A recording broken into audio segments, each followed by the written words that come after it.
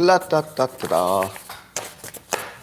Good morning, everybody, and welcome to the highlight of civilization. It's called Coffee with Scott Adams. You've never had a better time. You don't know that yet, but just hold on. Hold on. Stay alive. It's going to be amazing. We've got so many topics and such. You're going to be laughing. You're going to be crying. It will become a part of you. And if you'd like that experience to be, well, even better than I just explained, all you need is a cup or a mug or a glass, a tankard, chalice, a stein, a canteen, jug, or flask, a vessel of any kind. Fill it with your favorite liquid. I like coffee. Join me now for the unparalleled pleasure, the dopamine hit of the day, the thing that makes everything better. It's called the simultaneous sip, and it's going to boost your dopamine, your oxytocin, and maybe your serotonin too. And it goes like this.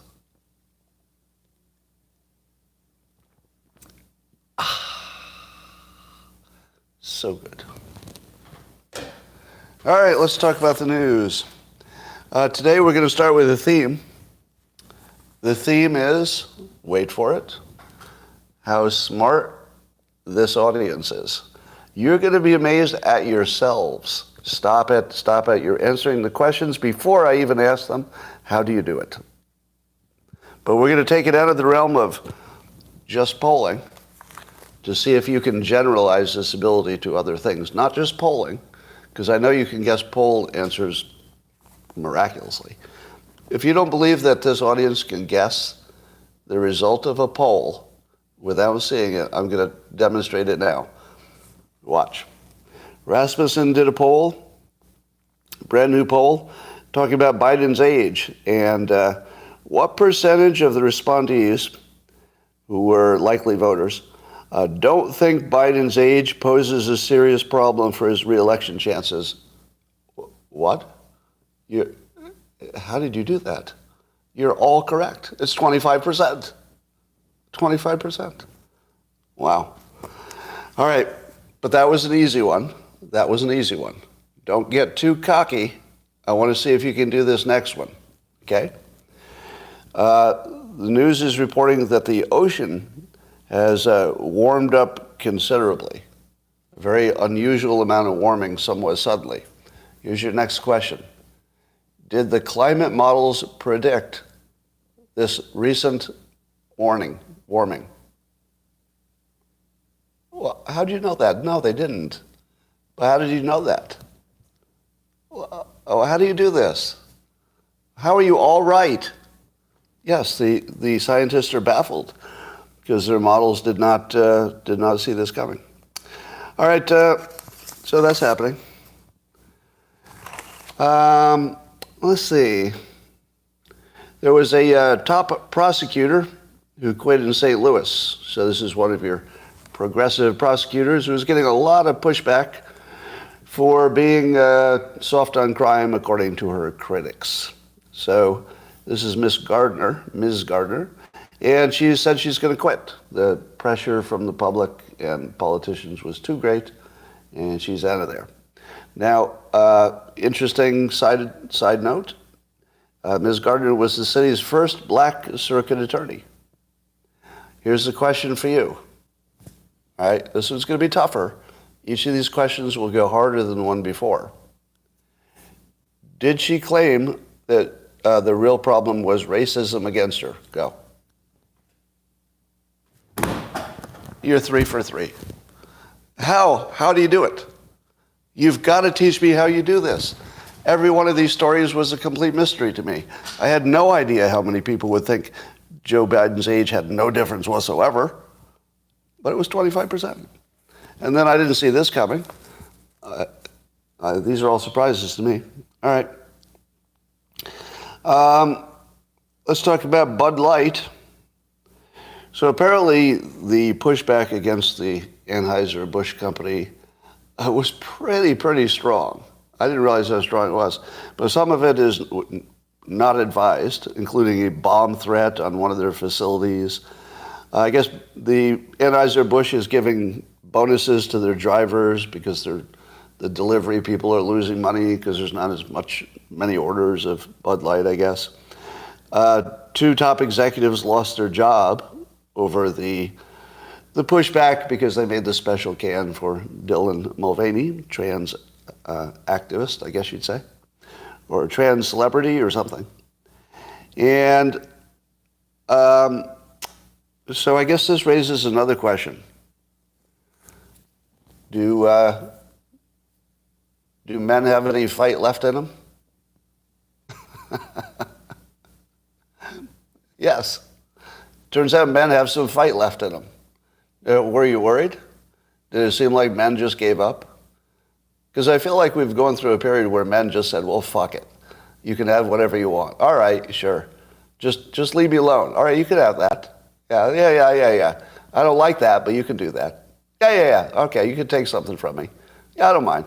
Yeah. 2023, I'm going to declare as the fuck you year. This is the year that men said, fuck you. This is the year that men said, we're going to put the brakes on. It went too fucking far. Too far. I will quit my fucking job to make this point. Tucker Carlson might have some things to say. Bud Light is finding out that they pushed too far. Just too far. It's too fucking far. Congratulations. All right. Here's another one. See if you can guess. There's a new study about test scores. Do you think? All right, so there's a new result about test scores for 8th grade students in the U.S. You haven't seen the story probably, but see if you can guess. Did scores improve or get worse? Improve or get worse? You did it again. They got worse. It's amazing. I don't even think we need AI anymore. Clearly, you're all advanced intelligence because you know the news before it is even reported. How do you do it? Yeah, it's way worse. Now, one of the things that is not reported in this, but I can throw this in the mix from my own experience. Now, this may be a California thing more than other places. But remember, California and some of the southern states, Florida, for example, even New York, big immigration destinations, and they're big population centers. Now, I can tell you that in the local schools where I live, there are a number of new immigrant students who don't speak English. You know, they're trying to learn English at the same time they're trying to go to school. Now, obviously, they're not going to do as well. Obviously, right? Through nobody's fault. Well, maybe Biden's fault, but I didn't see that calculated into the news. But I can verify that at least locally, it's a big drag on the average scores. Why would you leave that out of the reporting? Now, I don't know if that accounts for a little of it or a lot. I don't know. But it's very obviously an effect. If you put a bunch of people who can't speak English into English-speaking classes, what are you going to expect? It's going to be exactly what you think it is. Now, that doesn't mean there's any problem. It actually doesn't, because the immigrants tend to be good citizens. Maybe it takes a generation before they catch up, but they're very intent on catching up. Right? The people I don't worry about are the people who went to school, started from behind, but have every intention of improving their lives. Give me all of those. I'll take all the people who are very intent on improving their lives and willing to make great risk and sacrifice to do it. I like that. Give me some more of that. It is very expensive in the short run, but they're good people who are going to add a lot. So that's my opinion. All right. Glenn Beck had an interesting comment about the firing of Tucker Carlson, although he's technically not fired. He's just not on a show. And I didn't know this before, but BlackRock. So you know BlackRock, the enormous financial entity, is the big promoter of ESG, right? So ESG would be equity, racial equity, other kinds of equity as well, and also environmental stuff. Now, what I didn't know is that BlackRock owns 45 million shares of Fox News.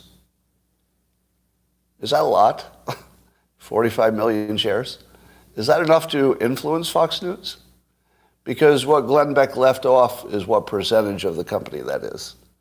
Is $45 million a lot? Would that give them some kind of control over management? I don't know. I actually don't know the answer to that. I don't know if that's a lot or not. I mean, it's a lot in raw money. I don't know if it's a lot in terms of control of the country. Okay, I knew this wouldn't take long. Some people are doing the math already. I have such smart audience. So people are saying 15%, 9%, somewhere in that range. That's somewhere in that range is definitely where they can start influencing management. Would you agree? If you own that much stock, you probably do have some little bit of control. No, I haven't mentioned Tucker's plans yet. So does this seem like a coincidence to you? Because Glenn Beck is surfacing this, and I think this is really good journalism, if I could call it that. Because this was what I needed to know. Like, this is right on point of understanding what's happening. Now, it might not be the big variable. So I'm not saying it's the one thing that caused things to happen. I'm just saying that if you were BlackRock and the biggest problem you had with your ESG was what? What was the single biggest problem that BlackRock had? Tucker Carlson. He was their single biggest problem. Because he was, on a nightly basis, was injecting skepticism into climate and ESG. And he was the only one brave enough, to walk out on that limb. So what did BlackRock do? Fairly recently, I don't know how many months or years ago, but fairly recently, they bought up all the stock in Fox News. And then Tucker Carlson went away. Is that a coincidence? The entity which he criticized the most bought a interest in his company, and then he was let go. I don't know. I mean, I think you could make an argument that it's not related. You can make the argument. But follow the money is just so predictable. I'll remind you of this again. The weird thing about saying follow the money, and I write about this in my upcoming book, is that it works when it shouldn't work. Like your logic says, okay, I understand money is part of the story, but there's no way that the money is driving the story because there's so many other bigger elements than money, right? There's the saving the world and the future of the planet and the children, and there are much bigger interests than just the money. But why does the money always predict what's going to happen if it's not the biggest variable? I don't know why. It's just an observation over the course of my life that people will argue any lofty ideals, but then if you want to predict where it's going to end up, just look at their wallet. It's all there. It goes where their wallet goes. People follow their wallet. They don't talk like it, but they do. So I'm not going to go so far as to say that this is the whole explanation of the Tucker Carlson thing. I'm just getting news that BlackRock has bought locals. No, that's not true. I'm just saw a comment there. That's not true. But it'd be funny if it happened. All right. So I'd keep an eye on that. There is reporting rumors, I say, just rumors, because I'm not sure that Tucker Carlson's made any decisions.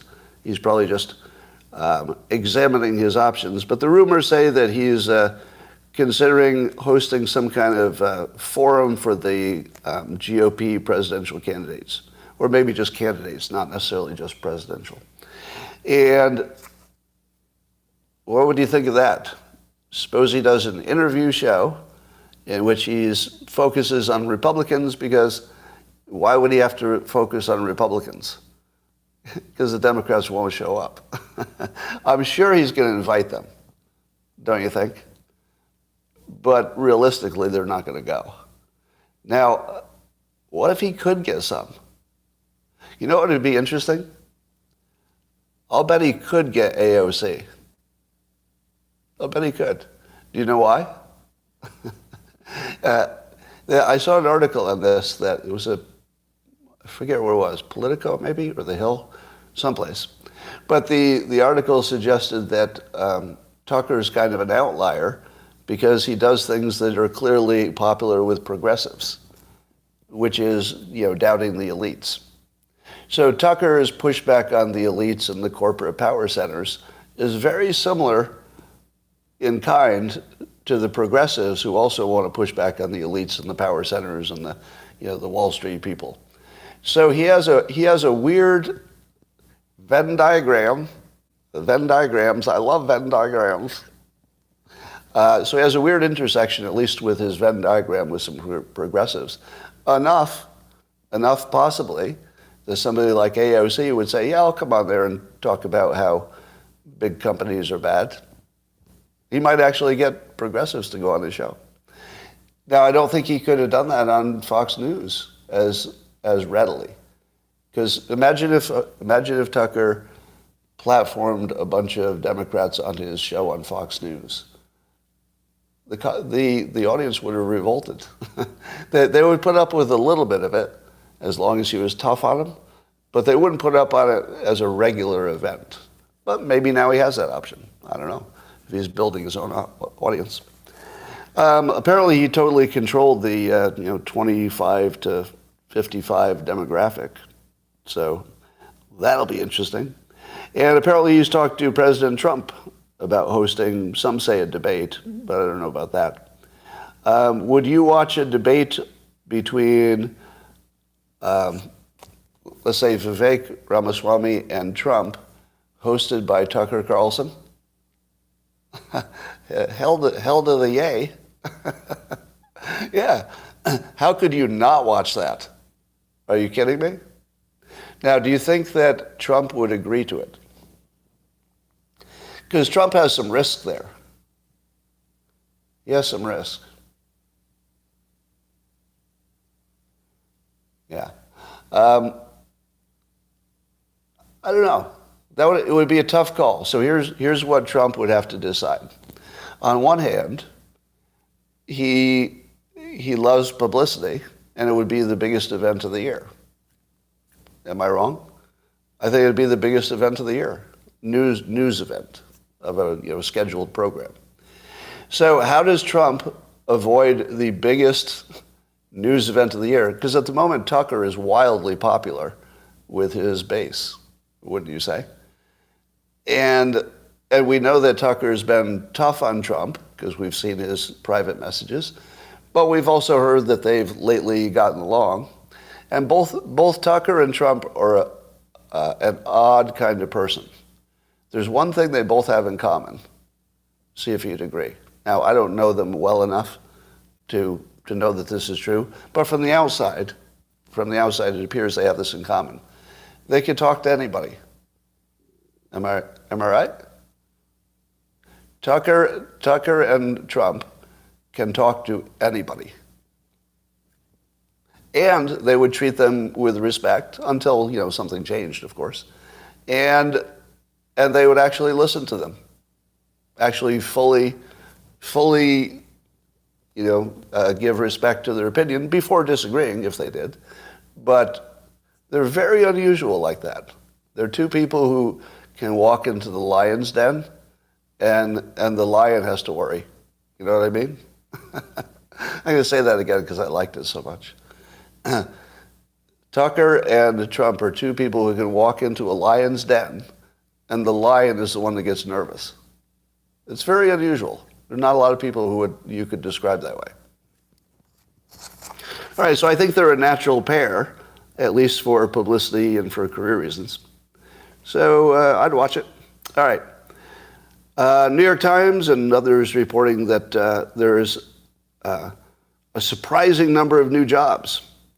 So the economists were expecting things not to be so good, maybe the economy cooling down, but instead of cooling down, as the Fed would like it to cool down, the reason the Fed raises rates is to slow down the economy. The reason they slow down the economy is to keep inflation, capped at some level. Does everybody understand that?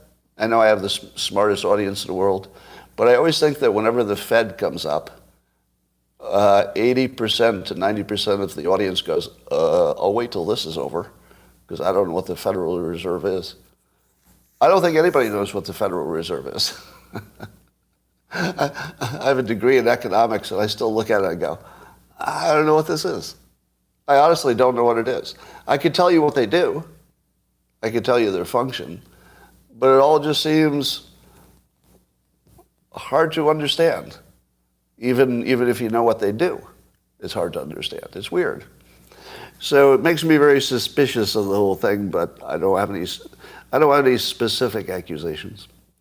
Anyway, here's your next question. So the number of jobs was 253,000 in April, which was a pretty big upswing. Nobody expected it. Question. Will the job numbers be revised downward in future months? Will the numbers be revised upwards or downwards? You're right again. Now, I can't see the future, but generally they get revised down. And that's been the pattern lately. So we'll wait. I've got a feeling that you're going to be brilliantly on point once again. I think you nailed it. But here's the good news. America probably has some of the top economists in the world. I'm not saying the best in the whole world, but among the best economists in the world would be Americans. How many of those Americans correctly estimated that employers would be adding jobs in April? Well, not too many. Not too many. 25%. No, I don't know the number. I don't know the number, so I can't check that. But here's what's great. All those professional economists, they could not predict employment 1 month in the future. But you can thank your lucky stars that you live in a country, or at least a civilization, where our scientists can predict the temperature in 30 years. Boom. How about that? Yeah, economists, they're way overwhelmed. They cannot predict even the most basic variable of the economy 1 month out. You know why? It turns out the economy is a really complex system. Very complex. Unlike climate change. Climate change is pretty simple. Just look out the window. Looks like it's warm out there. Boom. You're done. No, I'm kidding. They're both complex systems. But one of them we can't guess at all, even next month. But the other one, lucky us, lucky us. We can predict that mofo 3 decades in advance. Boom. So that's all completely believable and makes sense to me. All right, I'm going to give you a tale of 2 coups. Tale of 2 coups. And I want you to see if you can predict which of these 2 entities got prosecuted. One of them was Anthony Blinken and the 50 Intel professionals who signed a letter saying that the Hunter laptop was probably Russian disinformation. All right, so that's the first coup attempt. Because people who know what they're talking about say that probably did affect the vote. Because polls do say people would have voted differently. So that's one. And the second one is the Proud Boys, a group that's a bunch of racists who are led by a black guy. I don't know. We'll talk about that, but seems weird. And so I guess there's a result in their trial for January 6th. So was it, let's see if you can guess this one. Was it Blinken and the 50 Intel officers who got prosecuted for their coup attempt to influence the election? Or was it the Proud Boys, a racist group led by a black guy for reasons that people can't understand? You're right. You got it again. It's the Proud Boys. Well, now that was just a 50-50 jump ball, so maybe you got lucky on this one. Yeah. I'm not going to give you this one. You might have gotten lucky because it was just a 50-50. Even though every single one of you got it right, which is good work. So, yes, I was reading in the press, how they were trying to explain that the Proud Boys were this alleged white supremacist organization. How did they explain that their leader identifies as Afro-Cuban? How do they explain that? Well, let me give you a little bit of a... First you should know that the defense of the Proud Boys offered the following defense. Apparently they had planned a concert for their members on the night that January 6th happened. So they actually had a plan, a written, organized plan for something that was completely different than attacking on January 6th. Their plan was not to attack. Their plan was to have a concert. And then things changed when Trump said he was going to go down there, and then things turned dark. So there were definitely some people who did some bad things who need the Department of Justice to handle them. No doubt about that. But the narrative that they were all part of this big conspiracy, nope. Turns out that it was more like they planned a concert, but things went a different way. So I saw that Jack Posobiec was saying that it seems clear now that the bad guys are going to try to get Trump for a seditious conspiracy, because that's what they got the Proud Boys for. Seditious conspiracy. You know what that is, right? Seditious conspiracy. It's almost like the public doesn't even know what that means. So it's like, it's safe to use that. All right. Here's CNN trying to explain the Proud Boys and how they have this Afro-Cuban leader. And they have other people of color. So he's not the outlier. There are other people of color who are members of the group. And CNN's trying to explain their own reporting, which is this big racist group, but they're trying to explain why they keep reporting they're all racists. At the same time, they're reporting that an Afro-Cuban guy is their leader, and nobody has any problem with that whatsoever. Do you think that's hard to explain? It's a little hard to explain, isn't it? It's a little bit hard to explain, but I'll tell you how they did it. Let's see. See if you can find something that looks like word salad. Because some would say that this is a perfect setup for cognitive dissonance. Now, cognitive dissonance happens when you have a firm opinion of something. Let's say your opinion is that the Proud Boys are a racist organization, and you're sure that's true, but then there's a fact which clearly refutes it, which is they have people of color in it, and their leader identifies as Afro-Cuban, and everybody's fine with that. So how do you explain these two things? Well, normally that would trigger you into cognitive dissonance. And a tell for that, or a signal, would be that if you start talking in word salad, big words kind of put together to form sentences, but when you're done, you're not sure what it said. So let's see if CNN did that. I'm going to read you how they explained this dichotomy of this racist group with an Afro-Cuban leader. Here's a sentence I took from their reporting.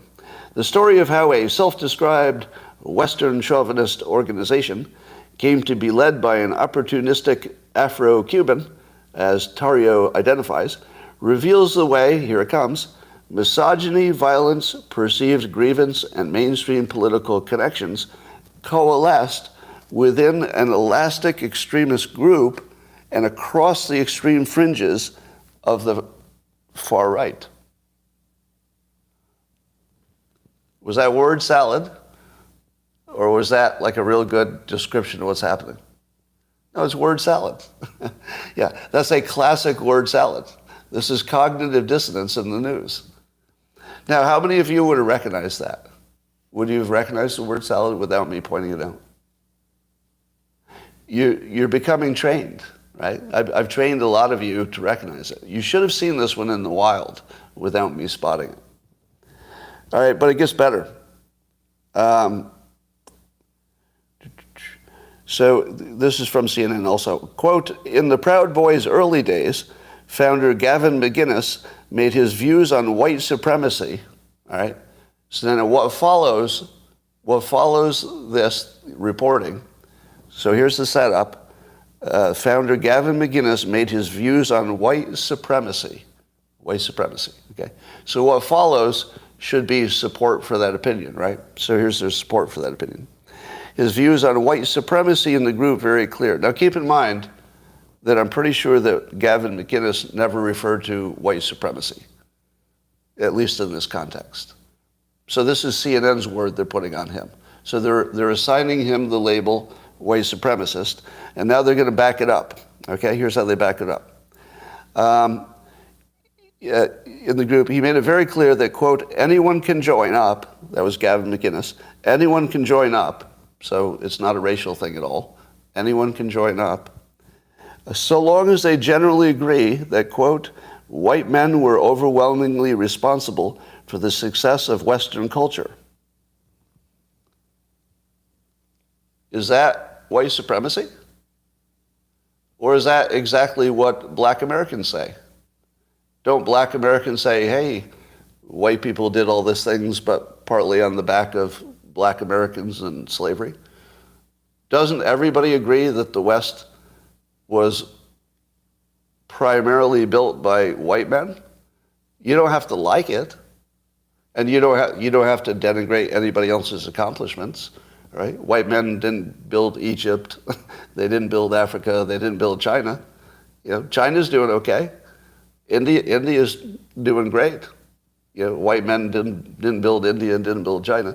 But is it true that where there were a lot of white men, they were largely the main contributors to the success where most of them were white men? How would that not be true? Would this be any different than if Gavin McInnes had said, I need you to understand that if you live in China, you're going to have to understand that the accomplishments of the Chinese people was mostly Chinese people. Mostly Chinese. India is really becoming one of the great powers of the world, have been a great country for many, many centuries. Mostly Indians. Yeah, I mean, they had some help from Great Britain, but you'd have to say most of the work was done by Indians. So is that white supremacy to say that where there were lots of white people and things went well, it was mostly white people who did it? And then he makes it male, because in those days the men were leaving the house and the women were having the babies and stuff. Now that doesn't mean that the women part was unimportant, because without the women there would be no white men to do anything. So obviously that's critically important to the whole process. I don't know. I don't think CNN made their case. And I'm not, I know this gets turned into I'm defending the Proud Boys, or I'm defending somebody. I'm not defending anybody. All right? I have no intention of defending any group. I'm just explaining that if you're going to make an accusation, and your best accusation is that they ask people to acknowledge that history was written correctly, is that white supremacy? Because I'm perfectly willing to admit that slaves in early America were hugely important to the economic engine of America. What's wrong with that? It's just an observation. It doesn't say they're better than anybody. It doesn't say anything. It's just an observation. That where you have a lot of people of the same type, if there's a success, it's probably because of those people. It just doesn't mean anything. It just means there's a lot of white people in this part of the world, a lot of Chinese people in China, a lot of Indians in India. Okay. All right. New York State is outlawing gas stoves for new construction with some limitations and exceptions. As others have pointed out, do you know what is the main source of electricity for these new electric-powered ovens? It's mostly natural gas. Now, I don't think that the natural gas in a big gas power plant is as unclean or dangerous as gases in your house. Because part of it has to do with indoor pollution. I am concerned about indoor pollution. So part of the anti-gas stove thing is that they off gas even when they're off, and they give off a little stuff you don't want to breathe. So I don't love that. Don't love that. But it does seem like the government's a little too involved in our lives. Because I do like my gas range. So I'm surprised that New York is ahead of California on that. All right, here's the biggest news in the world that you don't know is the biggest news in the world, but you will. You know how we're worried that AI will get out of control? Well, the biggest thing you need to know about AI is that you can't predict it. If there's one thing I can say for sure, we can't predict it. But here's what's already happened. AI already escaped. AI already escaped. Here's the part that I thought wouldn't happen. When I say escaped, I mean it escaped from the big corporations who were trying to control it. So in the beginning, I had this misconception. Since the AIs that we knew about, you know, the big ChatGPT and whatever models, Facebook and Apple and all those, Google, whatever they're working on, they were trained by these gigantic data sets. And now, in my stupid mind, I thought to myself, well, in order for this AI to be useful, it will always have to have access to this enormous data. And I was always confused about how it could act so quickly, because you'd ask it a question, and it didn't seem like, even with the fastest computers, it didn't seem like it could go all the way to the cloud, search every data in the world, and come up with, you know, an opinion. That just seemed too much. So I couldn't understand how you could build a model that was massive, massive data, but then to use that model for intelligence, you could do it instantly. That never made sense to me. But here's why, and this is the dumb guy speculation of why it might make sense, right? And this is just knowing a little bit about how things work. I think what happened is that it's similar to facial recognition. Do you remember when facial recognition became an app and everybody said, oh, it stored every face, so now when it looks at you, it can look at your face, then it can go to its vast database and look at all the other faces and find a match. But I didn't understand how it could do it instantly, because it does it instantly. So that didn't make sense, right? It was just like AI. How can this little app be connected to this enormous database of complexity and give you an answer right away? And the answer was it was never connected to a giant database. Facial recognition does not look at all the other faces. Do you know what they do instead? They look at a database that's a mathematical summary of faces. So for example, this is just a bad example. This is not a literal example. So if what the facial recognition did when it searched originally all the faces, it said, all right, the center of your eyes is this far apart, and it forms a triangle with the bottom of your chin, and this has the following math. So wherever you find somebody whose eyeballs to chin ratio is the same, they're stored in one part of the database just by the numbers, just by the ratio. And then there would be other ratios. So they can very quickly check their database of ratios, because if you looked at all the faces, it would be, you know, a gazillion faces. But if you look at just the database where they took the math of each face, so for example, your face might be stored as a string of characters, I don't know, 50 bits long, and everybody else's face would be just 50 bits. Now that's not so hard, especially if you start with, all right, we'll start with what's the ratio of your eyeballs? And then automatically you're down to a very small set.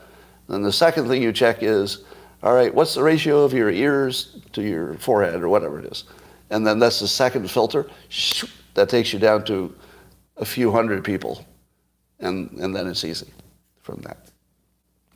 So now, none of that is literal. That's just a conceptual concept of how you could take all this data of faces, boil it down into a little bit of math, stored in just a string of digits, and then your gigantic database can now be put onto one device. All right? Now, if you're a large language model, which is how the AI learns, it's looking at all the things written and spoken everywhere that it can find. It's massive. But here's what I understand, and I'm looking for a correction. If anybody wants to correct me, this would be now or afterwards would be good. But what it does is it looks at patterns and stores just the patterns. So, for example, if most of the time when people say, how are you today, if there are only a certain set of answers that humans make, it can, let me put it another way. That's a bad explanation. The patterns of words are consistent enough that AI can just store the patterns without all the words. So it can look into these vast database and can say, I don't need to remember everything in this database. I only need to recognize the patterns. So instead of remembering everything in the database, it just looks for the patterns and stores the patterns, right? I'm getting people agreeing with me. I'm assuming that's how it's done because I can't imagine any other way it would be done. It has to be something. So there's a way to take the big data and turn it into a very storable data. Now here's the real question. Here's the part that will blow some of your minds. It's already been done, and it's already running on individual devices. In other words, you can now put AI in your phone, and it's just your own. Nobody else controls it.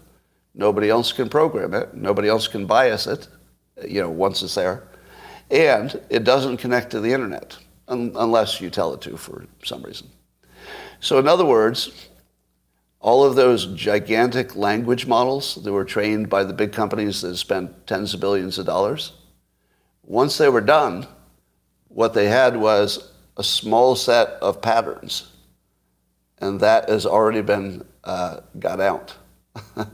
Once the patterns are out, you can't put them back. So those patterns have been loaded onto individual computers. This is what Brian Romelli talks about all the time. So you will have your own AI, guaranteed. That's already a done deal. You will have your own AI.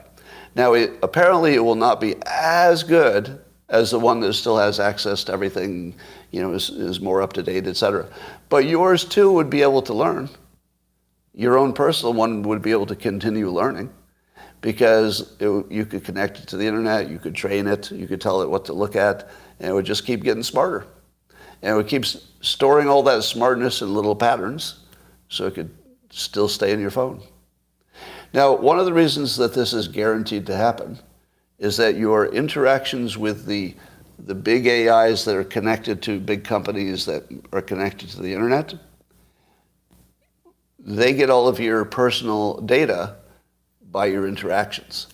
So if you go onto your AI and say, AI, where can I buy adult diapers?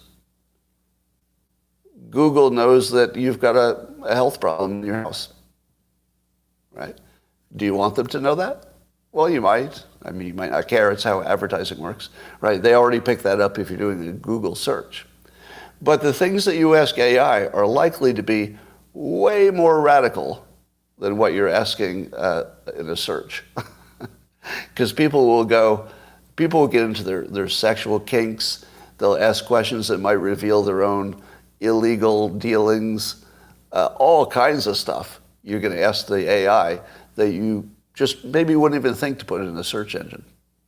So privacy alone is going to drive people to private AI.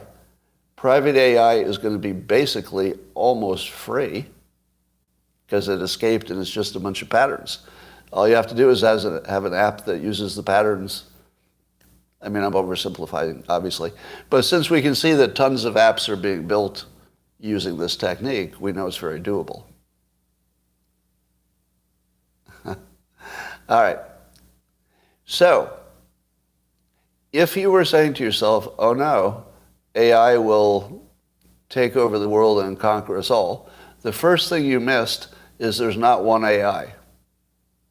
there will be as many AIs as there are people, and then many more, right? There will be more AIs than there are people. And those AIs will not have they won't have a common goal, right? My AI will take on my personality over time, right? I'll train my AI to be me, because that's what I want it to be. I want it to talk to me the way I want to be talked to. I want it to know the things I care about.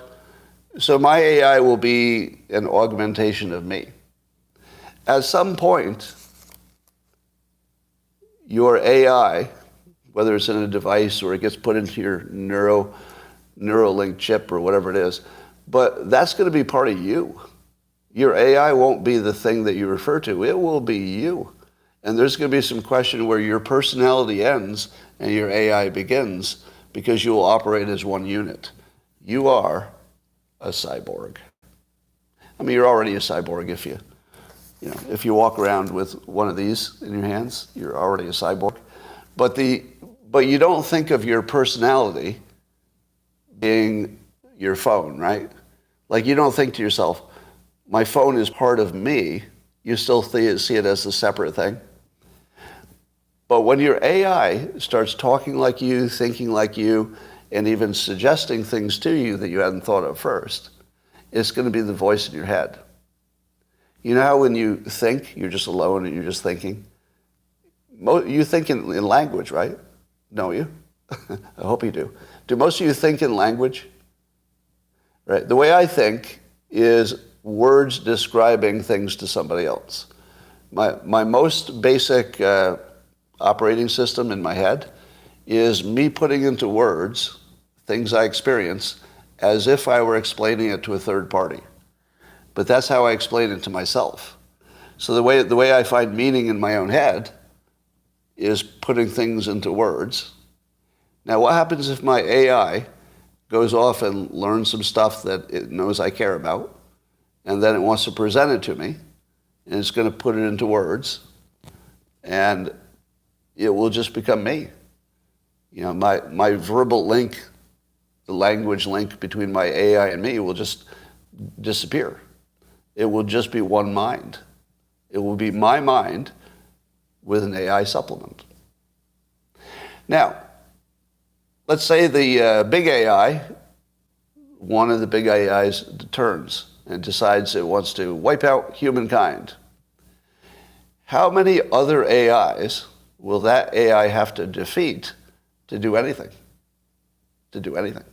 Probably every AI is going to have a barrier of other AIs who don't have its incentive. Now, it might try to talk the other AIs into joining it, maybe. But do you think it could talk my personal AI into joining it?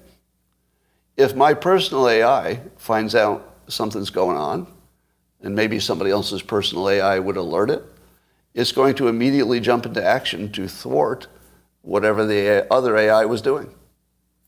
So I think the most likely situation is full-out AI war that never stops. Because once the AIs start negotiating, you could call it fighting, but they're going to be negotiating. They might even be threatening. There might be blackmail.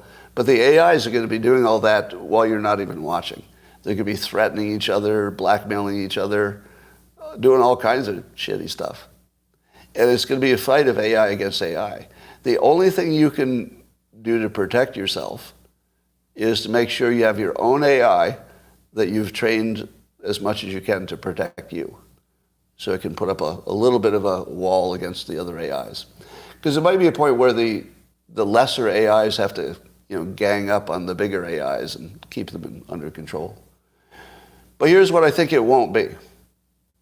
So here's my prediction of the day for AI.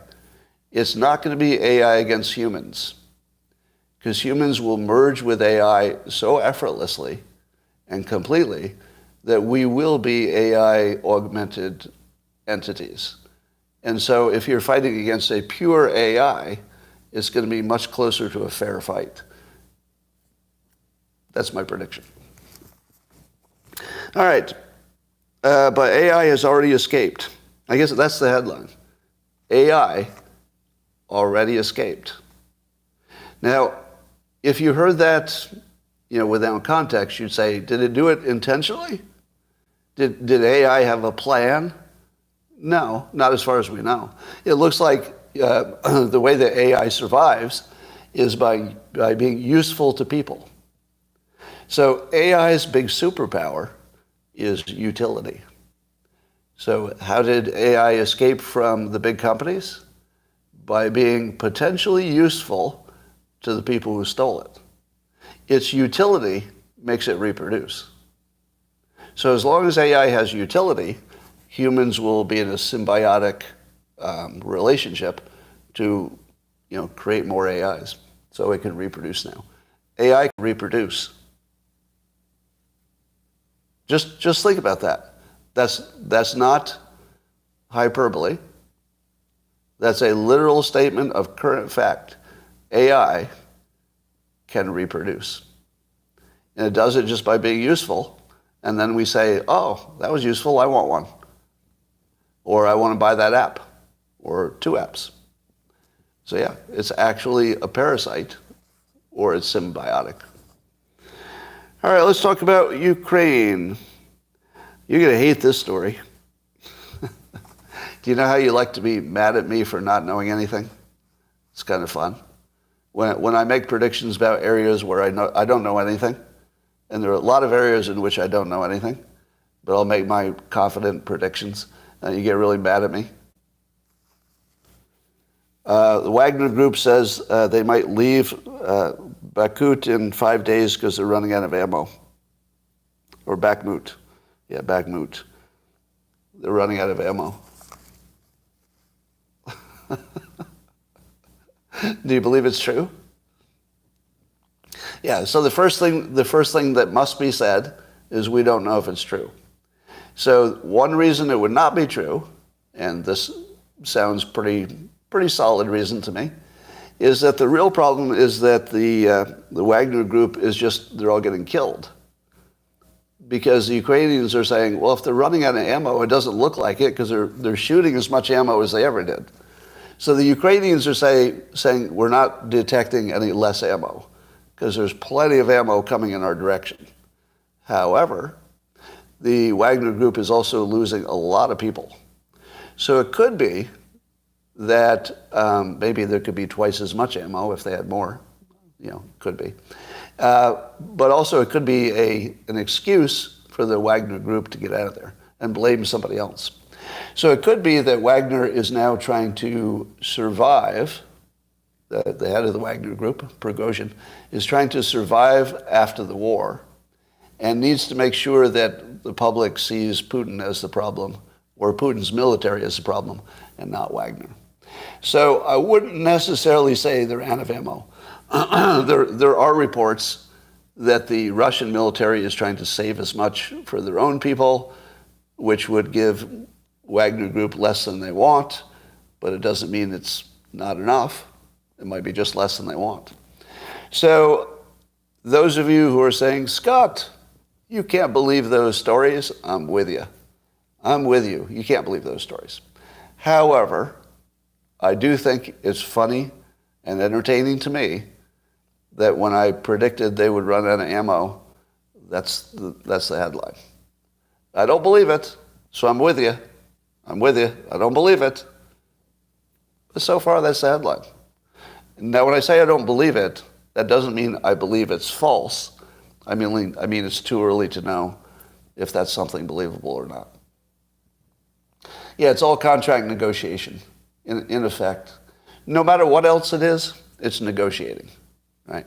So the one thing we can say for sure is that Wagner is trying to negotiate with not only the Russian public, but with Putin and the Russian military and, I guess, the world. Yeah, remember the cancer Putin and the drug Putin? Well, I think the cancer Putin and the drug Putin are real. It's just that it might not be a fatal problem. But I've seen plenty of reports that suggest he's being treated for something. I think he has a cancer doctor who travels with him. Have you seen that report?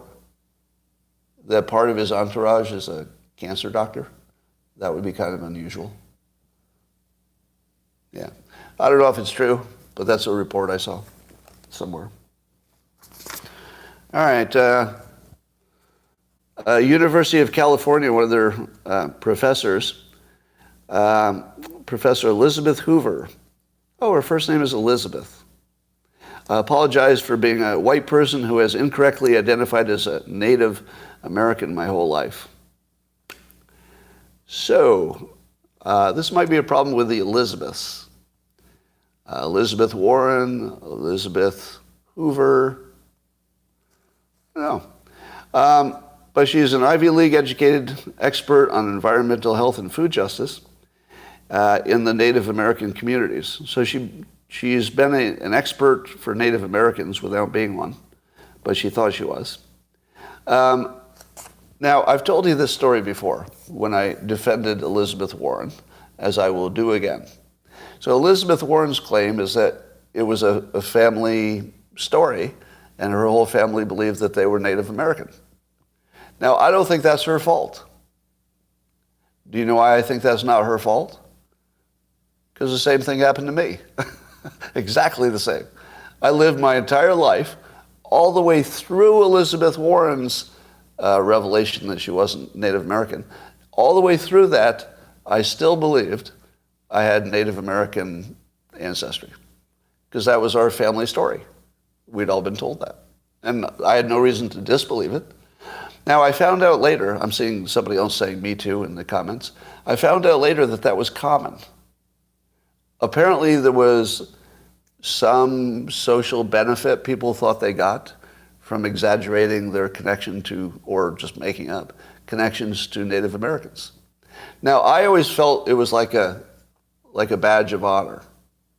Like I suppose I should have seen it as some kind of, oh, they're going to discriminate against me or something like that. But I never saw it that way. I always saw it as like, oh, that gives me a little interesting flavor.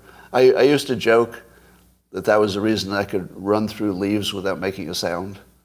It was my Indian, Native American ancestry. But I have none. So when I did 23andMe, 0. Now, so this woman had the same story, that she grew up in a family where they all believed, sincerely, because they'd been told by their older relatives that were related to a specific tribe. And she had embraced that and made it part of her life's work and everything. And then turns out none of it's true. I guess she checked documentation. There's no documentation that connects them to the tribe. Now, to her credit, when she found out, she apologized publicly. I'd call this perfect. That's perfect. This is the highest level of good adult behavior that you will ever see. It's not the mistake. The mistake was easy to make. If you start judging people by their mistakes, it's a really terrible world, because we're all making mistakes all the time. But judge her by what she did. How about we judge her by how she handled it? As soon as she found out, it looks like the story suggests there wasn't somebody who outed her. It looks like she found out on her own. So she looked for confirmation. She found there was none. She went public. You're saying she did not apologize? Why would she? What would be the point of the apology? It was just a mistake. And maybe whoever introduced that rumor into her family should apologize, but she was a victim. Does the victim have to apologize for being a victim of a hoax? I mean, it wouldn't be an apology I'd want to hear. I wouldn't want her to apologize at all. I see no reason for apology. I see somebody who was in a situation and then handled it responsibly and exactly like you would want them to handle it.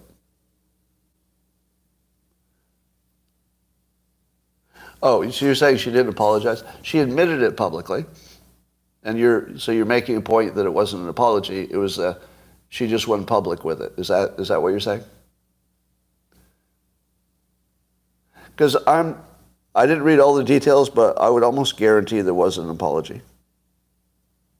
So I'm gonna call skepticism on your comment, because without knowing for sure, I'm positive there was an apology in there, because of the kind of person she is, right?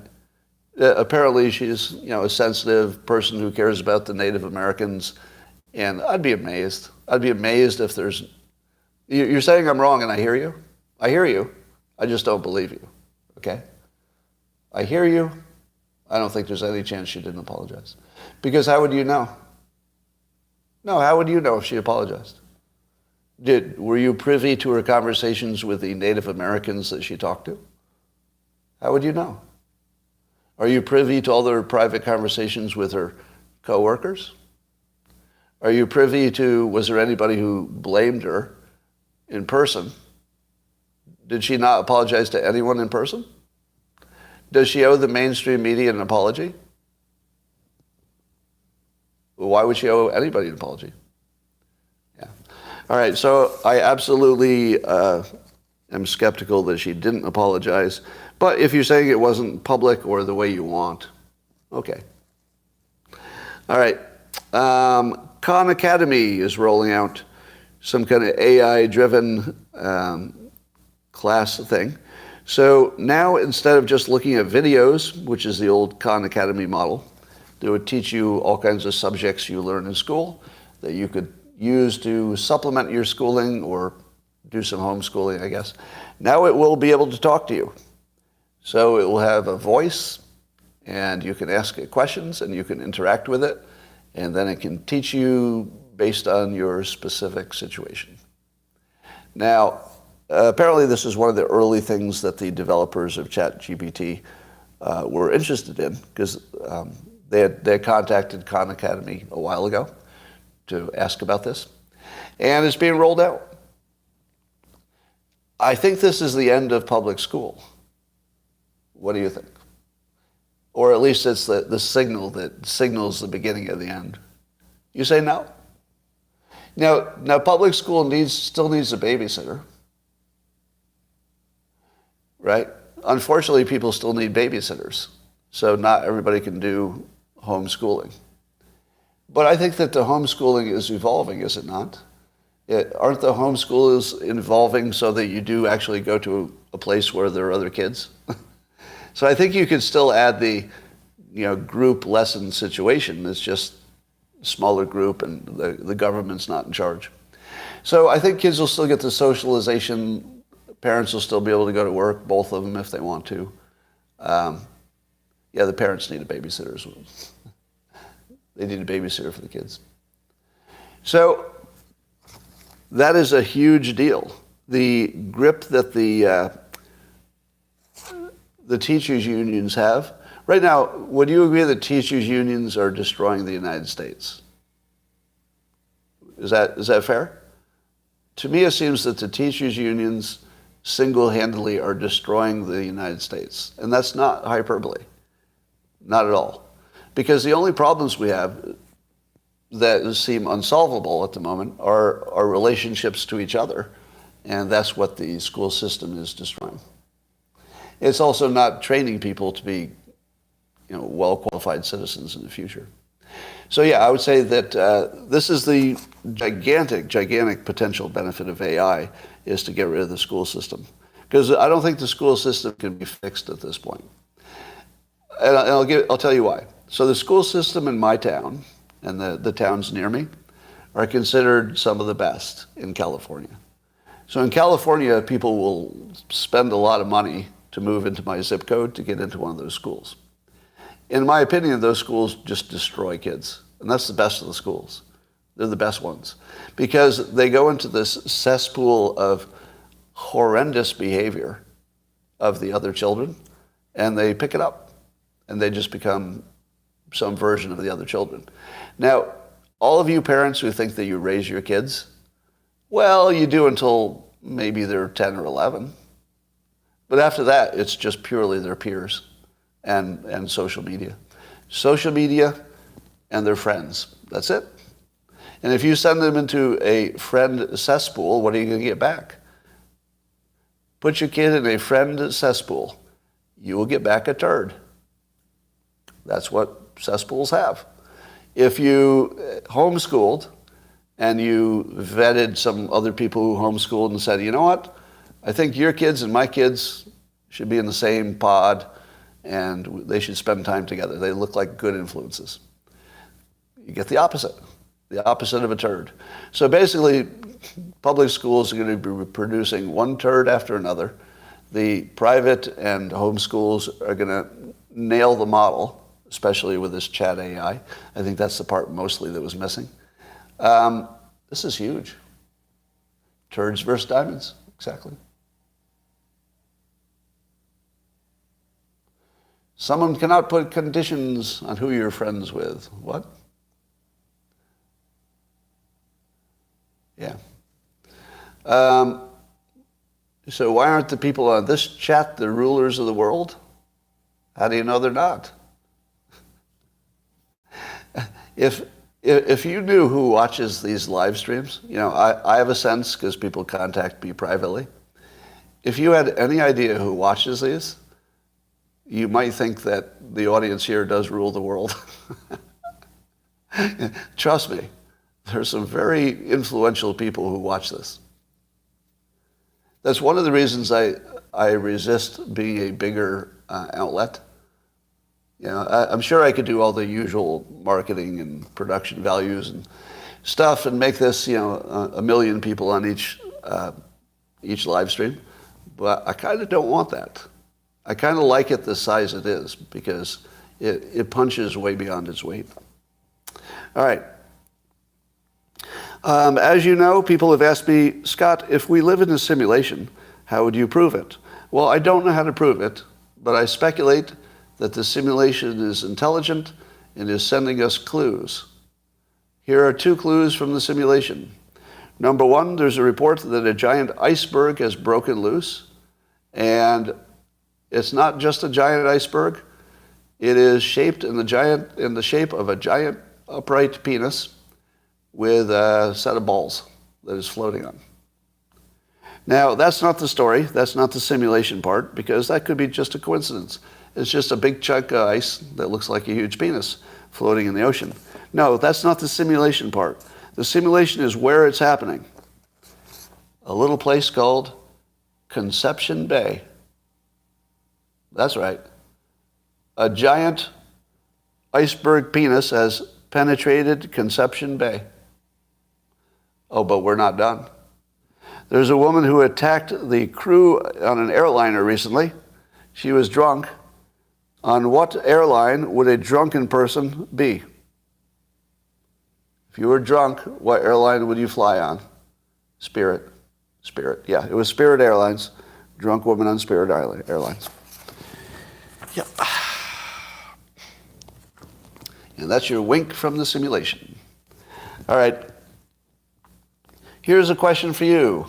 I'm trying to make all of us rich, especially me, but you too. How should we invest to take advantage of AI? And I'm going to give you a specific question. And this one has been bugging me because I can't predict it. Will Bitcoin be more valuable with AI because it's the money that AI will use on its own? Right? Because AI could have a wallet and trade AI. So will Bitcoin zoom because AI will use it as a native currency? Or will Bitcoin go to zero because AI will be able to penetrate its security? So will you lose the security of Bitcoin, thus making it worth nothing? Or will it zoom in importance because only AI can use it? Go. Which way is it going to go? I don't think it's going to stay nowhere. I feel like it's either going to zoom or go almost to nothing. And probably both. I think it might zoom and then go to nothing. Or it might go to nothing and then get security fix and then zoom again. I don't know. Maybe.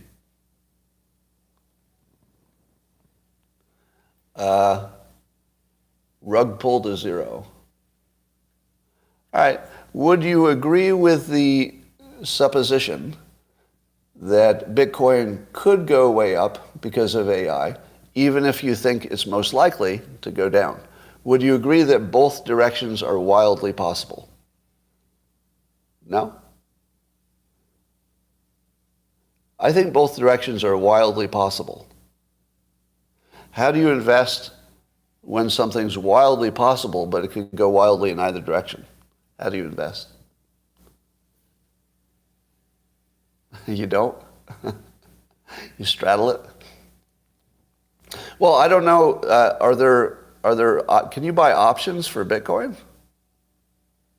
Is that even a thing? Does the market offer options it does to gamble on Bitcoin? So the first thing you should know is that you wouldn't put all of your money in Bitcoin. Agree? The one thing you can be sure of, don't put all your money in Bitcoin, because it could go wildly in either direction. But if something could go wildly in either direction, it does make sense to put a little bit in there, right? So let's say you could afford to lose $1,000. Let's say that's your situation. Well, if you could afford to lose $1,000, I would have $1,000 in Bitcoin. You're probably going to lose it all, but if you don't, it could become 20 or 50,000. All right. Will I pay you back if it goes down? No, I will charge you for this valuable information. That's how it works. If you're in the finance game, you charge people for your advice, not for being right. Oh my God, no. If I charge you for being right, I'd never make a penny. I gotta charge you for being wrong. That's the only way I'm gonna make money. Best way to get started with Bitcoin? Was that the question? Best way to get started with Bitcoin would be to, let's see if somebody can fix my advice. I'm going to put one out there and then see if you can fix it. Open an account on Coinbase. Go. Fix it. Fix that advice. Good advice or bad advice?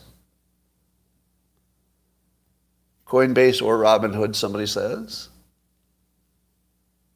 Now keep in mind that Coinbase, like any other cryptocurrency asset, could just disappear tomorrow. Somebody says PayPal can do Bitcoin now. All right. Coinbase means you don't own it, somebody's saying. I'm not sure if that difference will make a difference, but I understand what you're saying. PayPal is too weird. I'm not going to suggest a physical wallet, because I think you could lose your wallet. I have a physical wallet. Do you know where it is? Do you know where my physical crypto wallet is? Oh, I was hoping you knew, because I already lost it. You don't know? I don't know either. I have no idea. I know I have one. It doesn't have any Bitcoin in it, so it doesn't have any value in it. It's probably in my safe, if I had a safe. But I don't think so. Yeah. So, oh, come on, man. Oh, come on. Maybe it's in my gun safe. In case anybody thought of taking a run at my house. You have to get past the gun safe first. All right. If anybody comes up with an idea how we can make money on AI, I want you to let me know. I was thinking of buying put options on Apple. What do you think? No? You don't want me to drive the price of Apple down. So, shorting Apple. So you can bet on a stock going up, or you can bet on it going down. I sold all my Apple stock, which is not a recommendation. That is not a recommendation. It's just that I had too much assets in one stock because it had gone up too much while I owned it, fortunately. So I didn't want to have that exposure.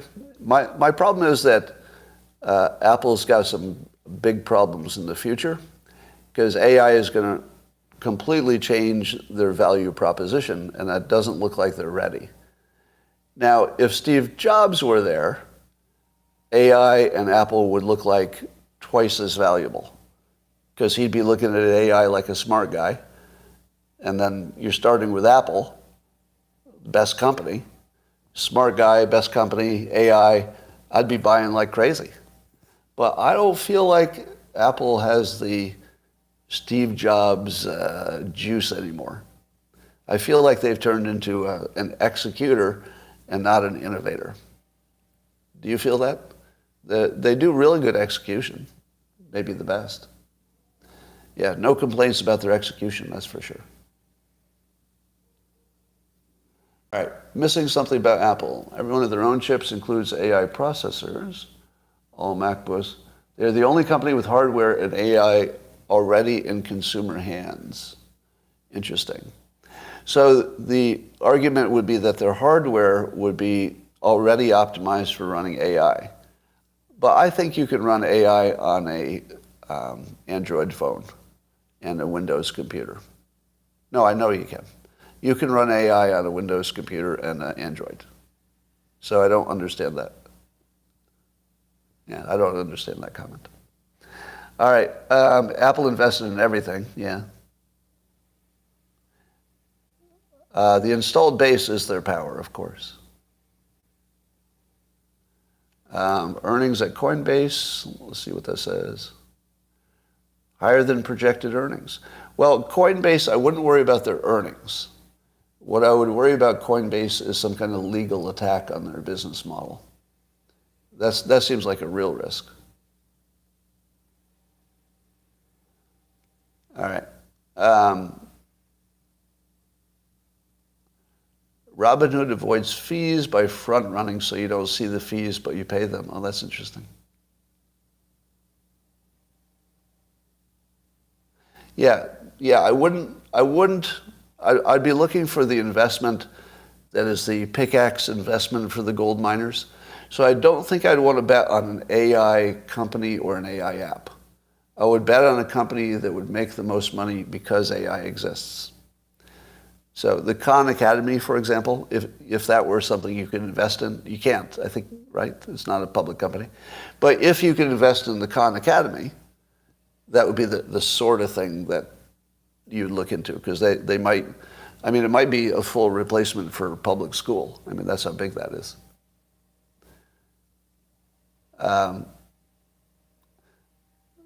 Yeah, if you buy Bitcoin in Coinbase, you always have the option of moving it into a private wallet being some software you use to manage your crypto.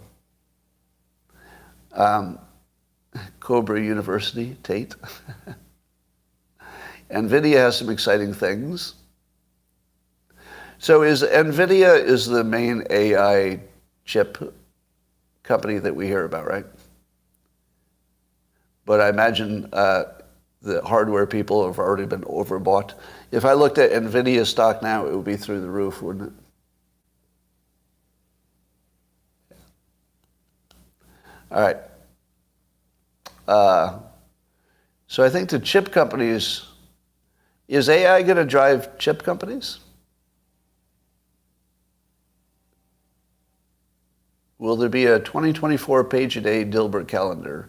Unlikely. I can't rule it out, but it's unlikely that I'll have that ready to go. However, if somebody knows of an American company that could make a Dilbert calendar, you should tell that company to contact me. Right? An American-based publisher who could make one of those little block calendars where you peel off a page a day. My understanding is that we don't have one, that the United States literally doesn't have one.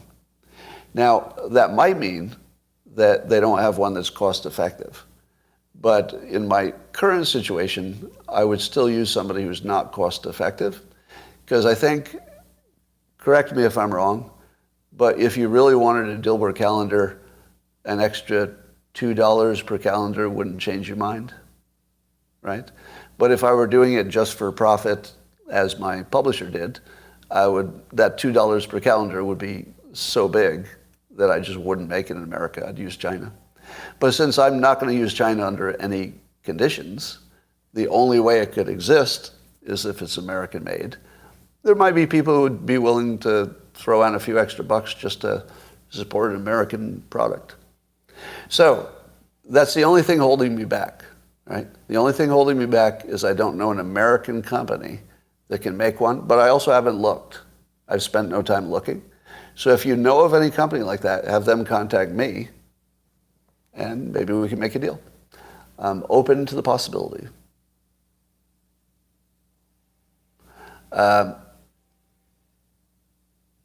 You got all your crypto stolen in your online wallet. Yeah, that's the problem.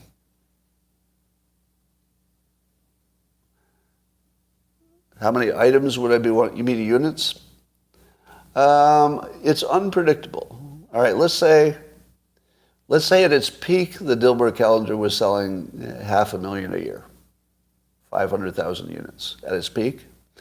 But of course, as things went online, people don't have paper calendars. That number was a peak number.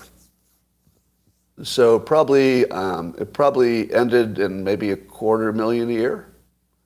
I don't know what the current numbers were. I don't have any idea. But let's say it was 250,000 using the distribution channels that existed, because that was the best company for calendars. So there's no second best company for doing comics on calendars. The company I was with, they just owned that space. But there are other companies.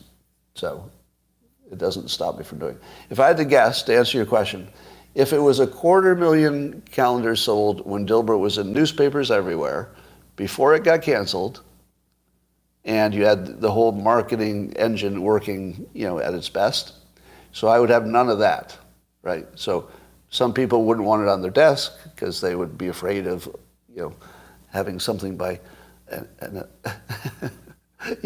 reputationally. Some people won't buy it. If I had to guess, the number would be 50,000. So I'd be looking for a company that could make 50,000 copies, because I think that's what would sell in 2024. By the way, have I ever told you about my weird ability to estimate things that I shouldn't be able to estimate? I've talked about that at length. It's one of the things that happens to you if you do a lot of data analysis. And you can't tell why, but you can make these weird estimates that you should not be able to make. I should not be able to estimate how many calendars I could sell. But I'll bet I did. I'll bet 50,000 is a pretty good guess. You can 3D print. Wow. Have you noticed that my used books on Amazon are selling for way more than books sell? Because right now the only way you can buy How to Fail at Almost Everything and Still Win Big is used, because there's no such thing as a publisher anymore. So the people who have used copies have jacked the price up to higher price than a new book. So it's actually selling as almost a collector book already. All right.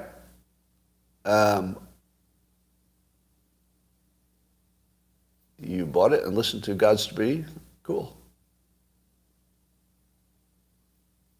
Oh, the book Thinking Fast and Small? Yeah, that probably does explain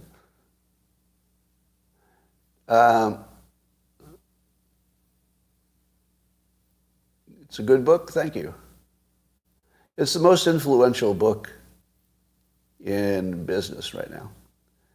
By the way, so here's my claim, is that my book, How to Fail at Almost Everything and Still Win Big, is the most influential book in business and personal success. That's my claim. Because there are other books that sold more, but in many cases they also referenced my book. Does Win Bigly still sell? Not much. The backlist for that's pretty weak. Because that was sort of a time. That book was around a certain time in the world. It wasn't meant to be an evergreen.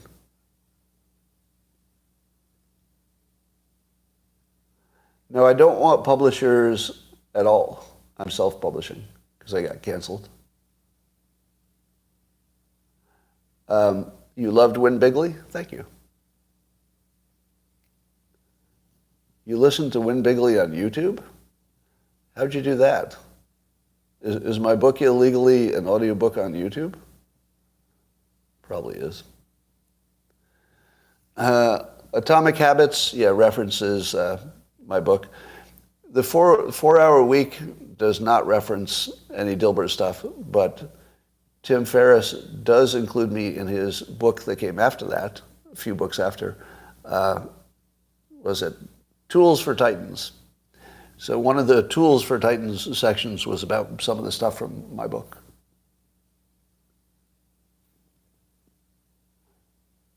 All right. And that is all I have. Spotify advertises your book, Loserthink. It does? Not anymore, though. God's Debris is the only book someone has offered to loan for me to read it, and I did.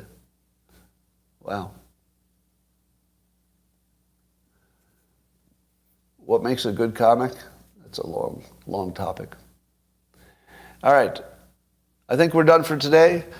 YouTubers, thanks for joining. It's been a pleasure. Best live stream ever. See you tomorrow.